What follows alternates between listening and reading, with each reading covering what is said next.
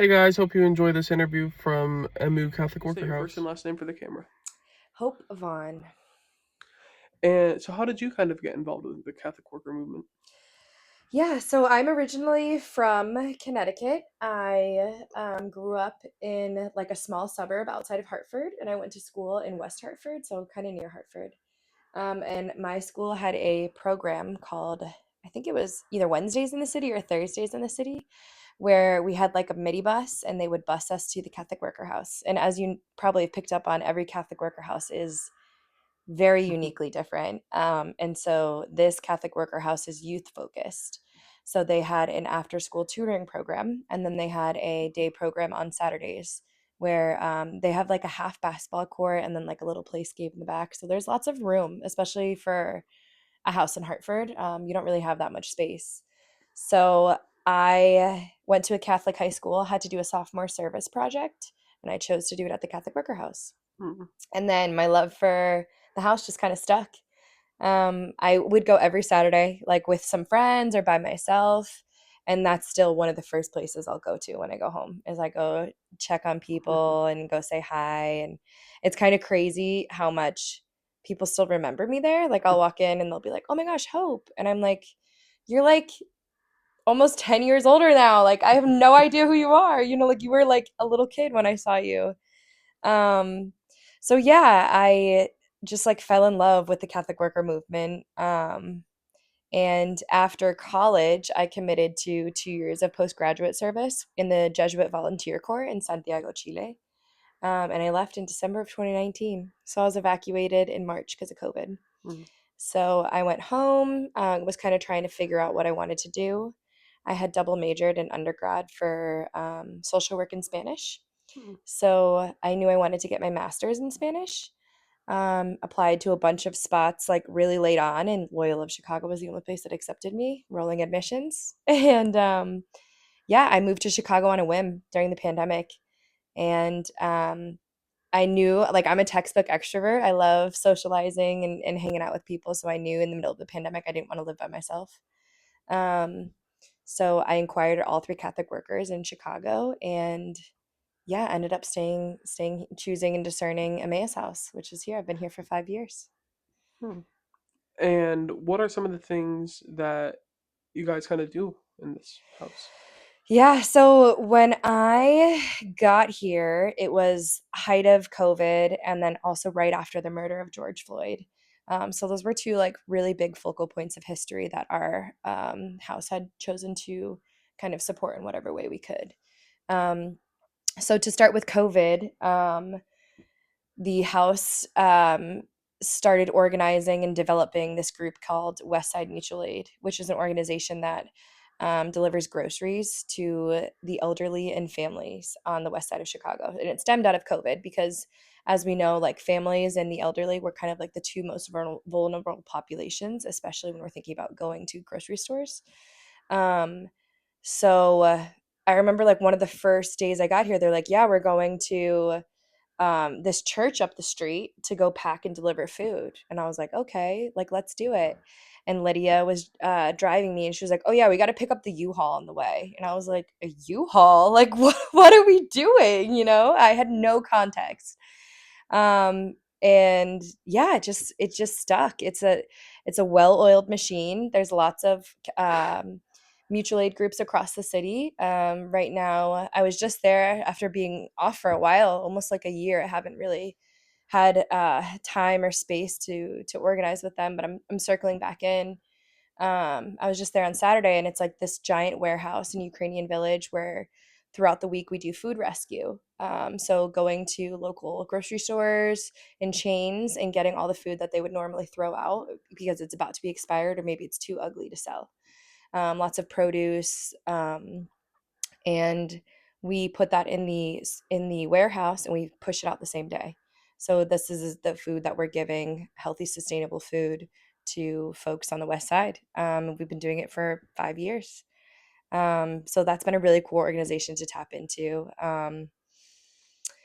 Regarding um, the murder of George Floyd, was something that stemmed from that was jail support in Chicago. So there was lots of rallies and protests that were happening and lots of folks that were getting arrested, and to support them people would wait outside of these jails for them to get released. um, so we called it jail support or it was called jail support. This group of folks that would just like wait for people after they'd gotten arrested, make sure they had food, water, phone call, clothes, bus tickets, whatever they needed. And then there came the realization of like, there's folks getting released every day from prison or jail, for serving really little sentences or serving really long sentences, and they're unaccompanied. So they're stemmed jail support. And it ends up being every day from 5 to 11ish p.m. outside of Cook County Jail, which is like maybe a mile up the road, where folks just, we have like this big purple tent. They go out there. Sometimes it's a party. Sometimes it's really chill, and you might not see many folks that day. But yeah, they have bus cards, they have food, water, cigarettes. We give uh, transportation. We either like drive them ourselves to where they need to go, or we give them bus cards. So yeah, that's been something that the house has intermittently been involved with, kind of ebbs and flows depending on commitment levels and who's in the house. But something that's consistent is that their resources are stored in our garage. So we share half of our garage is for like the house, like yard stuff, storage, whatever. And the other half is like perfectly organized, like storage bins of like jail supports, like fleeces for the winter, overload of Gatorade, overload of snacks, cigarettes, things like that that they store in the garage for safekeeping because we're so close to the jail too. Hmm. Yeah, I think those are the two main things that come to mind when I think of, some of the involvements our community has tapped into. And what are kind of some of the struggles of this Catholic worker house in particular? Yeah, I think we're a more youthful house compared to other houses, but I think the Catholic worker movement in general is lacking young folks to kind of sustain the movement. And that's something that we continue to have open conversation about of like, although that might not be the struggle in this house system wide, it's like, how do we preserve and honor like the the teachings and the wisdom from the elder Catholic workers, and like use that as momentum for youth to join us and to stick with us, and to keep the movement going. So I think that's always been a constant struggle. But specifically in this house, I think we ebb and flow with um, uh, like involvement of the actual community. I think sometimes, like tonight, we had a great community dinner. We had folks, show up, and it felt really soul fulfilling and really full. But sometimes it's just like really quiet throughout the house. So, like typically in the winter too, folks, that seasonal depression hits. It's too cold to get outside, and then we realize it's just us hanging out every day, which is really fun. But also like the Catholic worker house is hospitality. It's tapping into community. And so sometimes we can kind of lack that piece a little bit, or get too focused in our own personal lives that we're missing the big picture, which is like this greater community involvement and extending a hand to those in our community and letting people know that we're here. And that, like we do have like free community dinner every Tuesday. We do have like game nights and try to do events and roundtables and things of that nature. Hmm. And I know that Peter Martin and Dorothy Day did not exactly create a straight arrow Hmm. for Catholic worker houses to follow. Hmm. But how would you say that this Catholic worker house kind of follows some of the teachings of Dorothy Day and Peter Martin? Yeah. One thing that I appreciate what we do is, it should be twice a year, but it ends up being once a year. We kind of have like a house retreat where we like recenter and we realign our values and say like, what are the aims and means that Dorothy and Peter Morin were originated the house, and how are we following that, or where are we missing the mark? To kind of recenter and reorient ourselves. Um, I think the two aspects that I appreciate from this house, that I've learned from this house, are decentralized organizing. And we see that both in jail support and Westside Mutual Aid. It's that together we can all make a collective function and work. And it doesn't need to be one ringleader who is kind of like this dictatorship of being like, you do this, you do that, you do that. And I'm the CEO and I founded this. Like, it just doesn't, I mean, obviously it works because we see it in capitalism and in systems throughout the US, but it's kind of beautiful to see these organizations and these groups and these collectives just like function like a well-oiled machine, but through no dictatorship, just like everyone doing a little part to make it go by. And I think Dorothy Day and Peter Morin would be proud of that aspect, and how that's carried on and seen in different movements today. And the second part is um, the kind of the anti-government aspect of like I always love getting in conversations with other Catholic workers who are 501(c)(3)s or nonprofits, and seeing how that their dynamic is different from ours, because we're not a 501(c)(3), we're not a nonprofit, we're decentralized. We operate in our own way. There's not one person in the house that really leads or does more than another. We all kind of collectively help make it last and survive. Um, but it is interesting to see how that system, which like Peter Morin and Dorothy Day were so anti-systemic, like how that system can be really challenging to the growth and like flourishment of a community. Or sometimes a community is so large that they need that structure. They need that, like a lot of times with the 501(c)(3), you need like a board, and then all of your house like decisions and everything has to go through the board and things like that. Um, so I think that being for this house, being not part of a 501(c)(3) and being, removed from that governmental aspect is helpful, and something that I think Dorothy Day and Peter Morin would be proud of. And so I know that you mentioned George Floyd earlier, Hmm. and so I know it's a common theme throughout Catholic worker houses for demonstrations Hmm. and protests and conferences. Yeah. And I know it's not super common for like the entire house to be involved in everything. Hmm. But what are some protests or demonstrations that you personally or this house collectively have kind of been involved in? What a great question. So, my first day in Chicago was uh, early July of 2021. No, yeah, no, it was 2020. Early July of 2020. And I got here at 8 a.m. and by 8 p.m. I was in one of the most intense protests of my life. And if you had asked me that morning, like, oh, are you going protesting? I'd be like, probably not, and I was in the thick of it.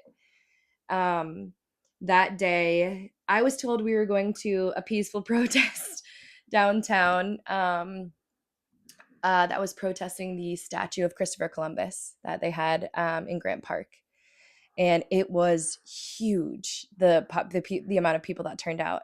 So we started at Buckingham Fountain and then walked, like, I think it was like 3 or 4 blocks down to the Christopher Columbus statue. And I can't even imagine how many people were there, like definitely thousands. And the police presence was very heavy.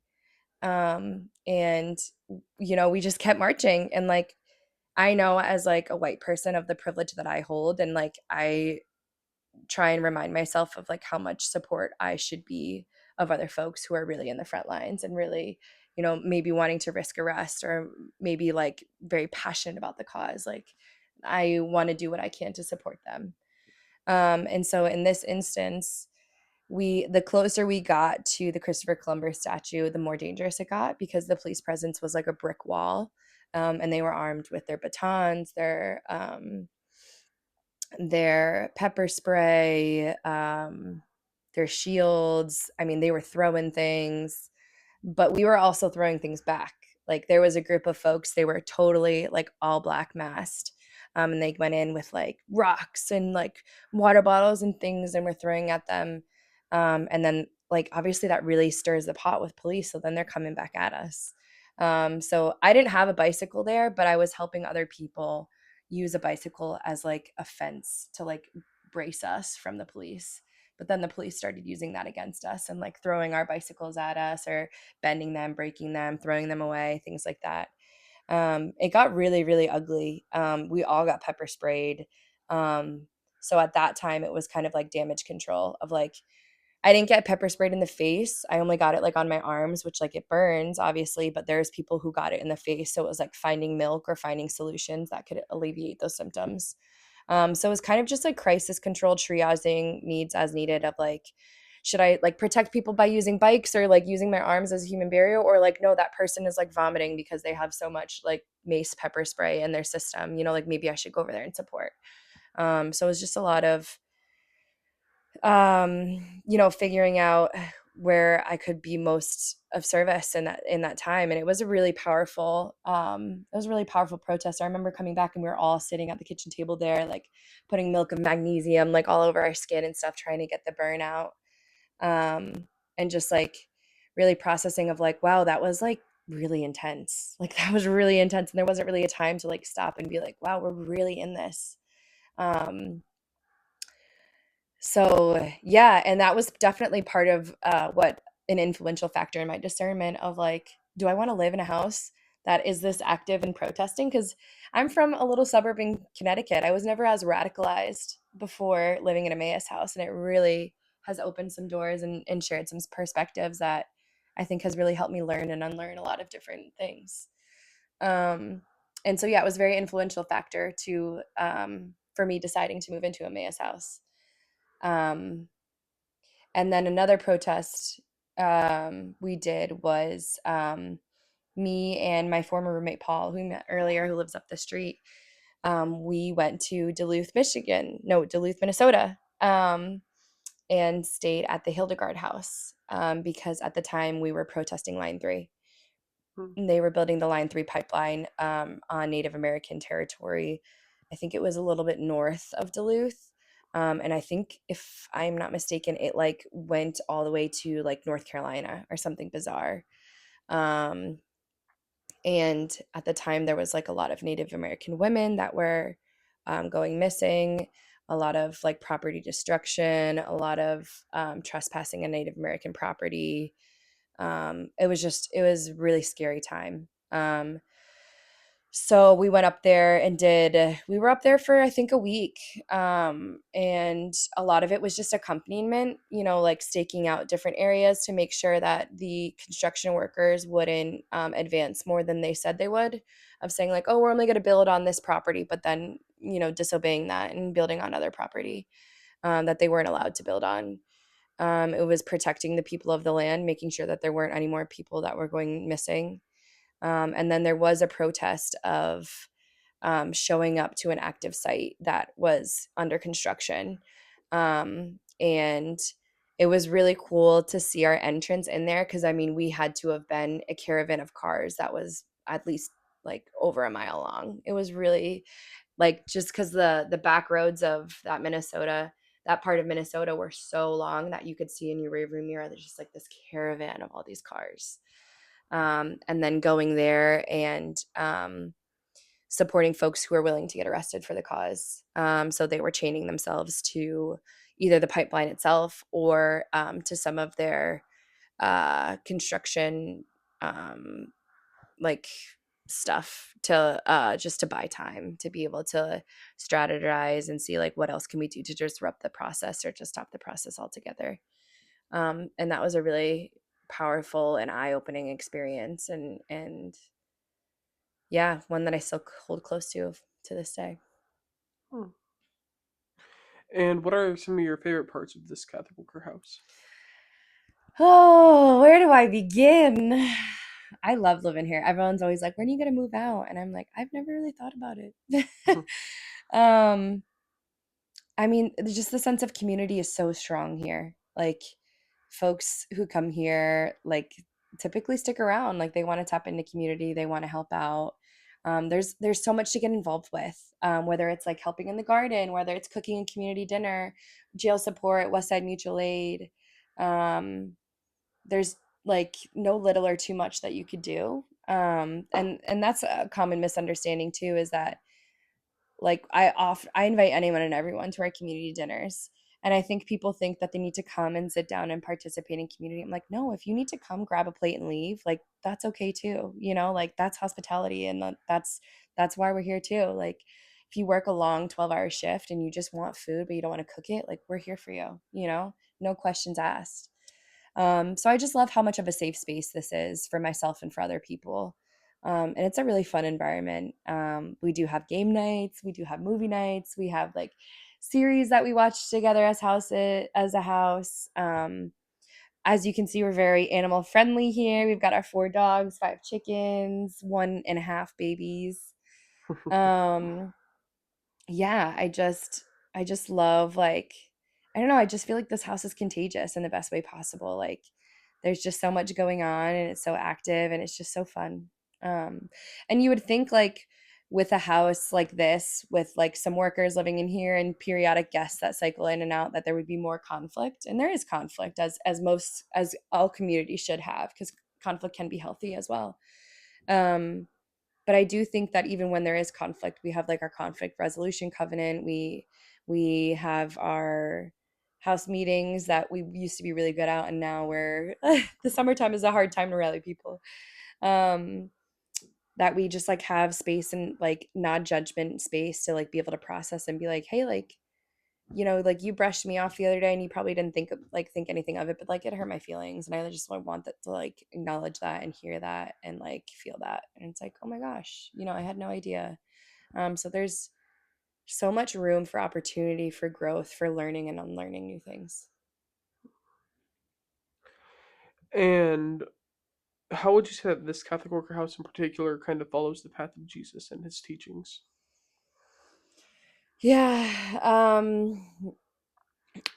I think the way that we love one another and the way that we welcome one another is something that we try and embody and try. I mean, like, there's a ton of need. And I think that we're a house that, like, effectively evaluates need, but almost always tries to help in one way or another, whether that's offering a room or offering something in tangent to a room, of like, here are some resources, or like, here's some one on one time that we can strategize, here's some case management.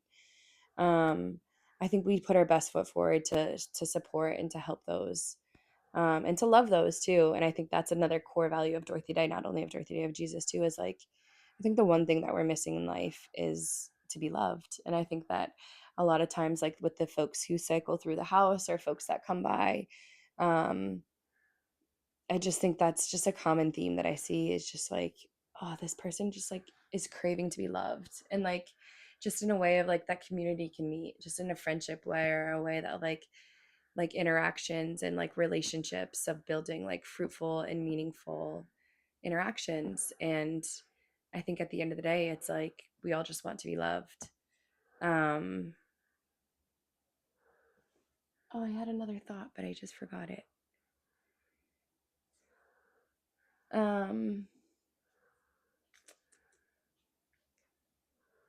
Nuggets.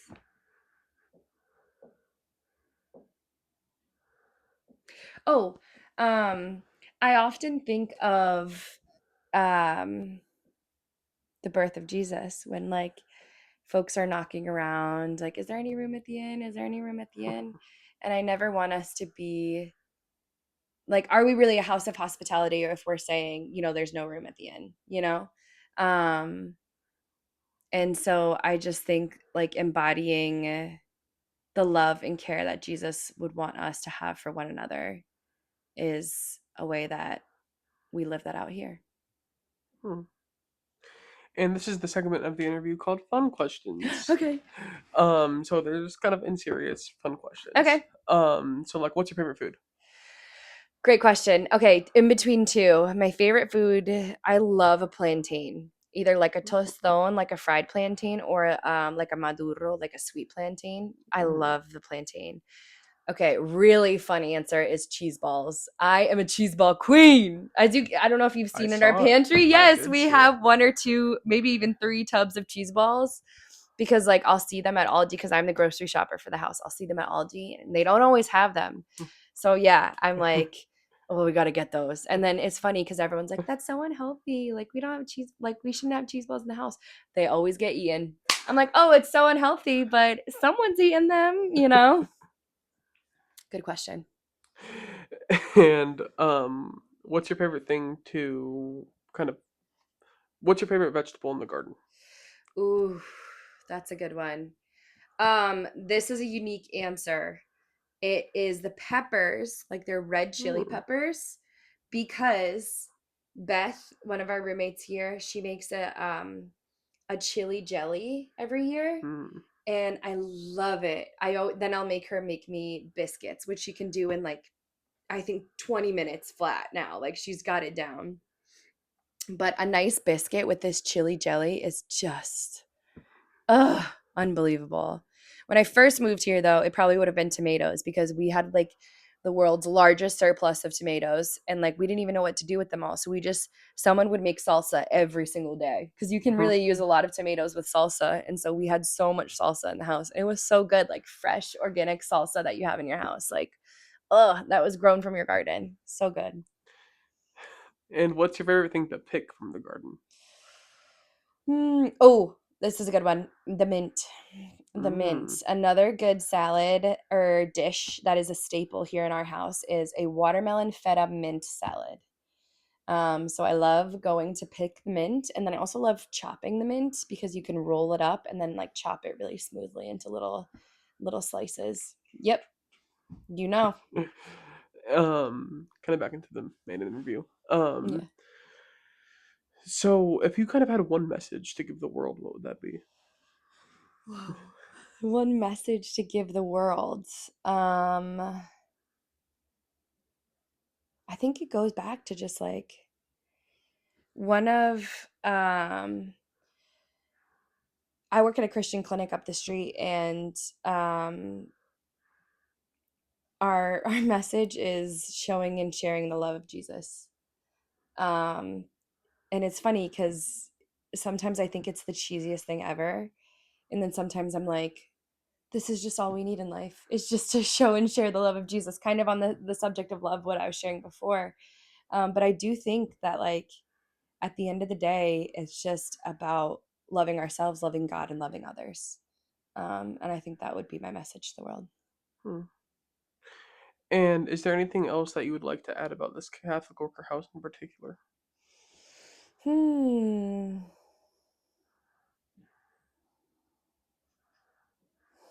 I don't know. I think we're just a really special place. Um, I don't know. I think my heart will always have a giant piece of Emmaus House. And I just really love it here. Hmm. Yeah. Well, thank you so much. Thank you. Will you please state your first and last name for the camera? Beth Payment and Lydia Wong. So, how did you guys kind of get involved in the Catholic Worker movement? Well, I got involved first, and I got involved a little bit accidentally. I am not Catholic. Mhm. I grew up evangelical Protestant, and so I didn't know what the Catholic worker was, but I did know what intentional communities were. And so I was living in Chicago, living with some friends who had loosely thought about forming an intentional community, but they were very disorganized people. And so it was more of a thought and turned into more of like a roommate situation than intentional community. Um, but I was looking then to find people to start an intentional community with. And one of my friends, Charisse, met through a mutual friend, a guy named Frank, who was looking to start a Catholic worker. So Charisse and I met up with Frank and some other folks who were started discerning, forming a Catholic worker. And, a bunch of us decided to move in with each other, started running a place, and I'm stuck here, like 11, 12 years later. Well, so I'd heard of the Catholic worker movement from interviews on Being. They talked about Dorothy Day at some point, and but I didn't really get involved with it until I started dating Lydia.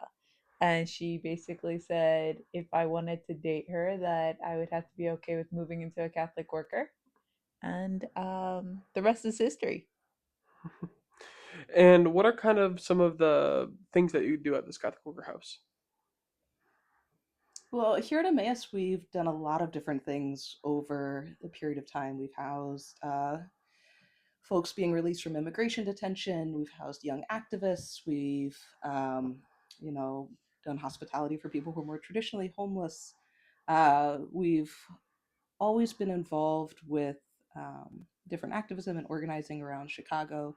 And lately, we've been really involved with mutual aid in Chicago, of helping sort of these groups around the city that are not nonprofits. They're just people, much like Catholic workers, who take the initiative to just do things, but just people who are looking at how to support each other. And so Chicago is a very robust network of mutual aid, particularly surrounding food rescue and having food that would otherwise go to waste, be donated to be distributed, all through volunteers throughout the city. So in Chicago, there are two different warehouses: a refrigerated warehouse and then another warehouse that has a smaller walk-in fridge, but then has a place for dry goods. And um, multiple tons of food are able to be distributed every week through that. Let's see, what else do we do? We still do We hospitality. still do hospitality. We house some folks, fewer now. Beth and I have a baby, and there's a balloon over here for a baby that another couple in our house are expecting in late October. So, and then we give space to people, and we still do the garden across the street. Yeah, yeah.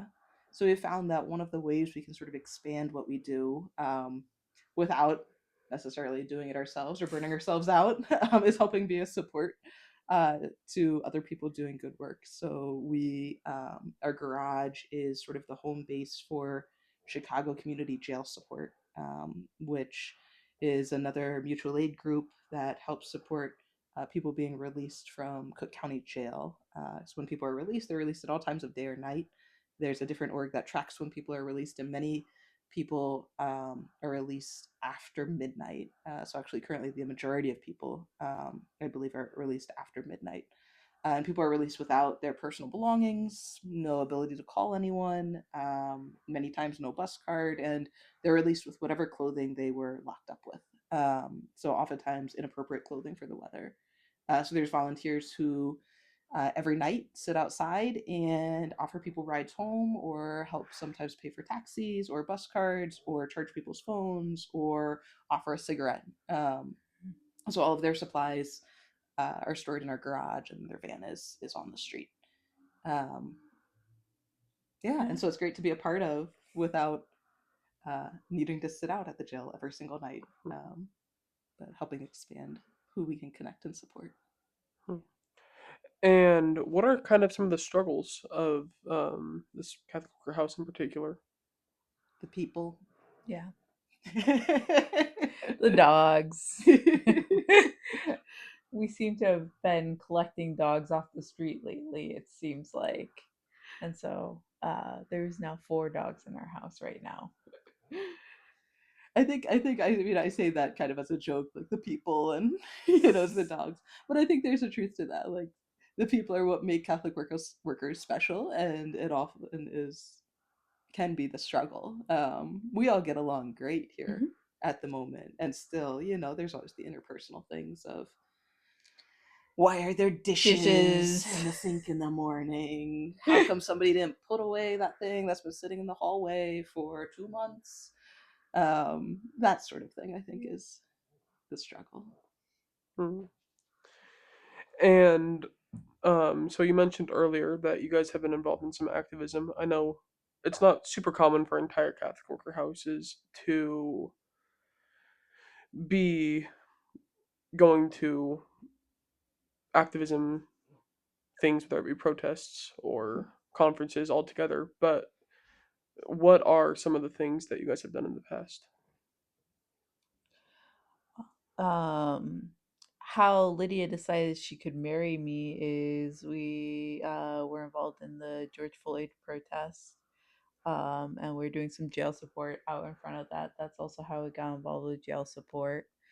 Um, More recently, Lydia and our now 8-month-old baby have gone to some of the No King protests and protests around Trump and immigration. Um, as far as it goes, I feel like you've been a little bit more involved with some of that. Yeah, I think I've probably been the most involved, and Paul. Yes. Because Paul, though he's moved out at the moment down the street, has been a longtime community member and has always been involved in organizing and activism and protest. um, yeah, sometimes it's hard to remember just because I think there's so much wrong in the world and there's so much to protest. I think some of the highlights historically over the years is our house. This house here was the sort of home base for a 30-day encampment where some organizers and us camped out in a vacant lot in the neighborhood protesting police brutality for 30 days. And so we used here for the refrigeration and a place for people to use a real toilet and take a shower and sometimes crash on the couch and sleep. Because at least we were working full-time jobs and then going to sleep in the lot and cooking dinner for whoever came by. And so there's sort of historically we've been very involved with things like that or different marches and more organized protests. I think, yeah, more recently, Paul has been extremely involved in climate justice movement.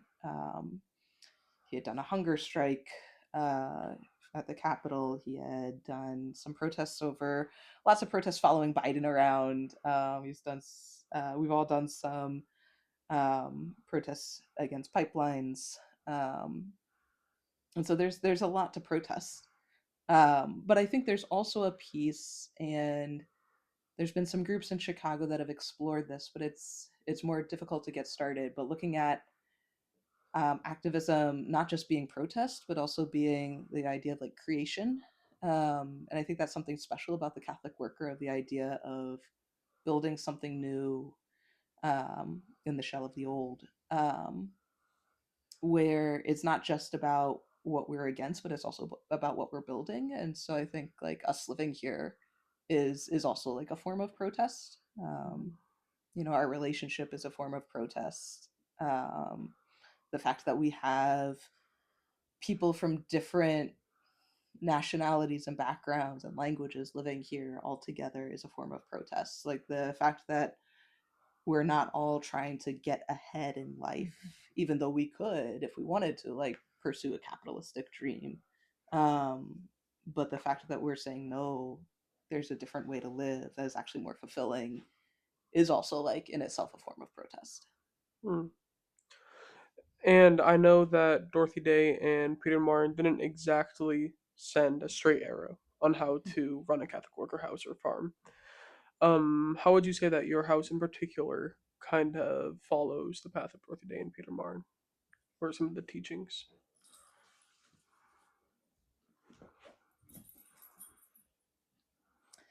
We are maybe not the most Catholic workery of all Catholic worker houses. Yes. I think we do hold to many things. Like as we think about like things like we try to hold elements of it, of community, of connection to the earth. Um, I think we do place a value of like working with one's hands, being Yes. connected to labor. Um, and I think there is a piece where, in the end, Dorothy Day says it's about love, Hmm. and we have a lot of love here. Yeah, I think that's probably the thing, that the value we live most into is love and community. Um, some of the other aspects, maybe not as much. And what are some of your favorite aspects of this Catholic worker house? I would say the people. I think that we've always had been. I think it's hard to live in community and not grow to love the people that you live with. Um, and, that you're able to see um, humanity in its truest form by living with people. Um, and I really, really appreciate who we get to live with, Mm. dogs included. Yeah, I think, yeah, I appreciate all the people who have come through over the years. Um, People who like otherwise I may have never interacted with or crossed paths with. Um, and I appreciate about this house is that we are very flexible. We don't do as much necessarily all the time as other people. and sometimes we like jump from thing to thing. And I think, in some ways, I can look at other Catholic workers and see like a depth to their work. But I also think the flexibility of our house for the people who live in it is what has allowed us to persist. When we first started, everyone who moved in committed to a year, because we are like, we don't know if this thing's gonna work. We don't even know if we like each other. Like, we've just met. Um, and three of us stayed for many many years. And I think some of that, it worked for us because of the flexibility that when things came up, we could shift, we could pivot. Mm-hmm. When we realized that, like, for whatever reason, we didn't have the capacity to be doing whatever we were doing, we're like, all right, we'll do something else. Mhm. And I always ask this to people who have children within the Catholic worker. Do you ever find that that is a struggle to have children within a Catholic worker house? I've actually been really, really happy about being in a Catholic worker house with a kiddo. So our kiddo is 8 months old, so we're new at this game. But especially when Rosie was first born and we weren't leaving the house very much, it was really nice to have other people around that we could talk to as opposed to feeling really isolated in the middle of January in Chicago, where it was negative 10 degrees out. I think the other thing is like we've always had support with meals, and we've had support with not as much, but cleaning the house, and we've had support with if one of our dogs, Sully, got sick and needed to go to the vet, and someone was able to help take care of Rosie, our daughter, while we took Sully to the vet. So it's honestly probably the best thing we could have done. Mm-hmm. I agree. Yeah, I think so far it's been easier having a kid in the Catholic worker than not. Um, I mean, I feel like there's sometimes where, I'd be complaining under my breath out loud, of course, of like, I can't believe I'm the one stuck taking the trash out and I'm the one who's got a kid. But I think, like, it's all the complaints that are normal. Yes. Anyway, like, regardless of whether or not there's a kid. And it's half the complaints. I feel like I have friends who are complaining about their spouses anyway, of like, I can't believe I'm the one doing the dishes when they should have been doing it, or whatever. um yeah, so it'll be interesting as Rosie gets older, if that shifts at all. uh and we did cut back on our hospitality. We don't have as many people staying with us since we had Rosie. Yeah. We had talked about increasing it, but now we're having another baby, so Not us. not us Just to personally clarify. in the house. So we'll probably let our new roommate settle in first before we get any new roommates. Mm. And how would you say that this Catholic worker house in particular follows the path of Jesus and his teachings? Well, our name Emmaus House comes from the story of Emmaus. The idea of um, Jesus is on the road to Emmaus, and two disciples approach him and don't recognize him, and are talking about the events that have happened, his crucifixion. And so Jesus starts explaining to them, using the scriptures, everything that was like pointing up to him.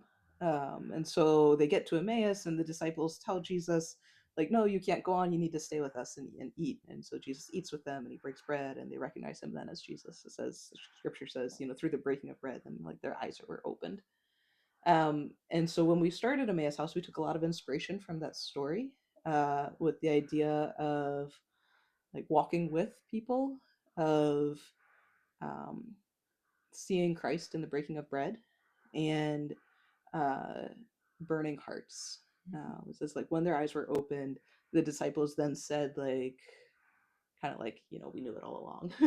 They're like, were not our hearts burning within us, as we walked and talked about the scriptures? And so we always wanted Emmaus House to sort of follow that piece, this idea of walking with, that it's on the road, it's on the journey with other people, both internally within the house as we walk with each other in community, but then as other people come and walk alongside us, as we meet people in the neighborhood and our paths interact. that we are walking with Christ, but we might not know that until the breaking of bread.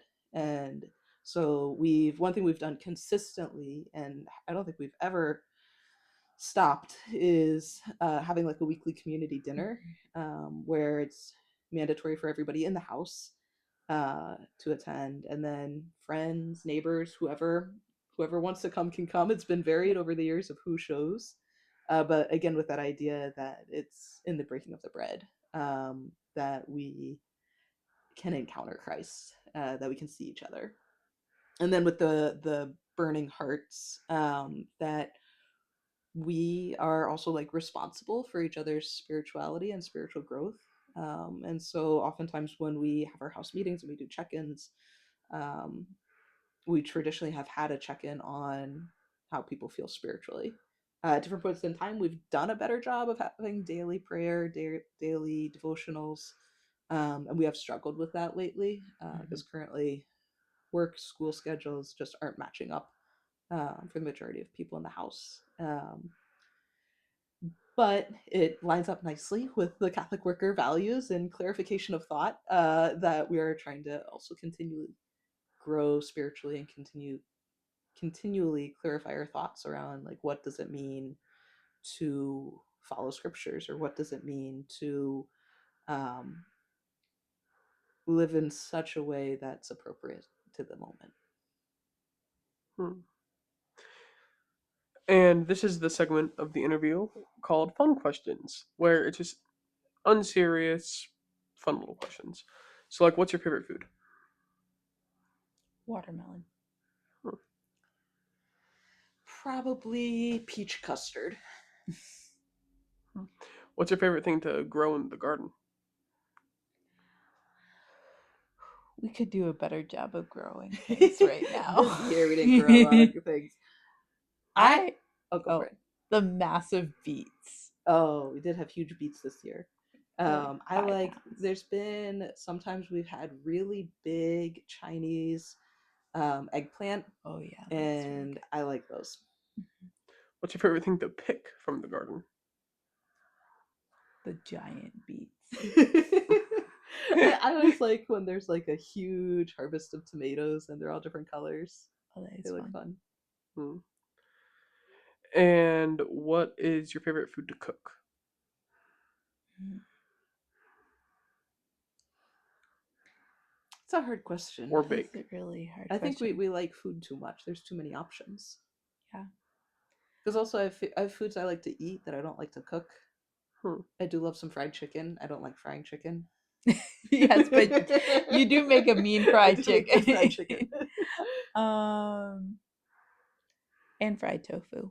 I really like baking cakes, like and really complicated things. I make croissants every Easter. Yeah, Yeah, the more complicated, the better for you. yeah, basically. 36 steps, like, better make that one. I will not make the Venezuelan tamales again. Too many steps. Too many steps. All right. Then kind of back into the main interview. If you had one message to give to the world, what would that be?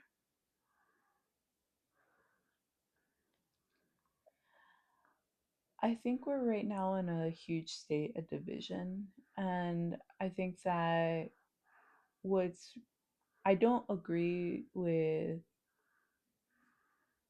a lot of people on how the world is and how it's being run, but I always try and see the best in people and try and love everyone I encounter.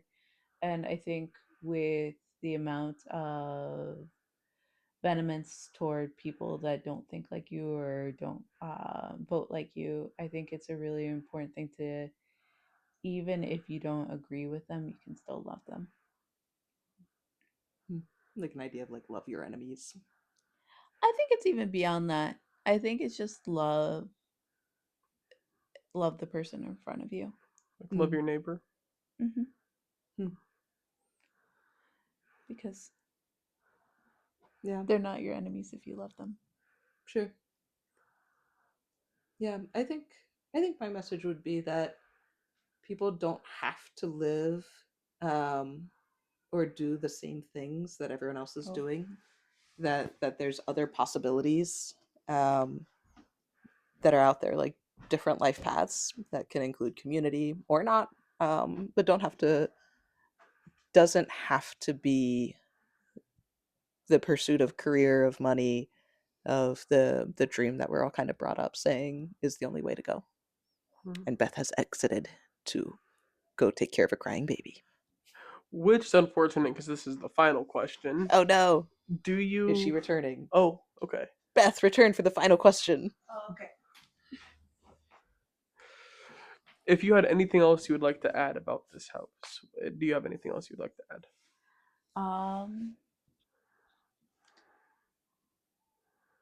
I think that this is the greatest house that we do have a lot of love both toward human beings and animals, and I'm incredibly biased in that. Let's see, do I have anything else to add?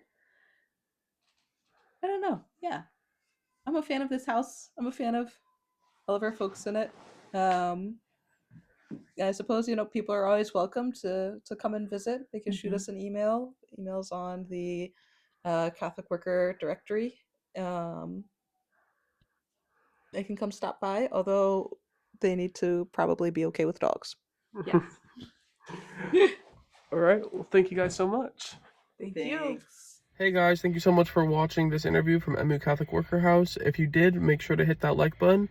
If you have any suggestions, please feel free to leave them in the comment section down below. Make sure to subscribe and share a copy link. Have a blessed day.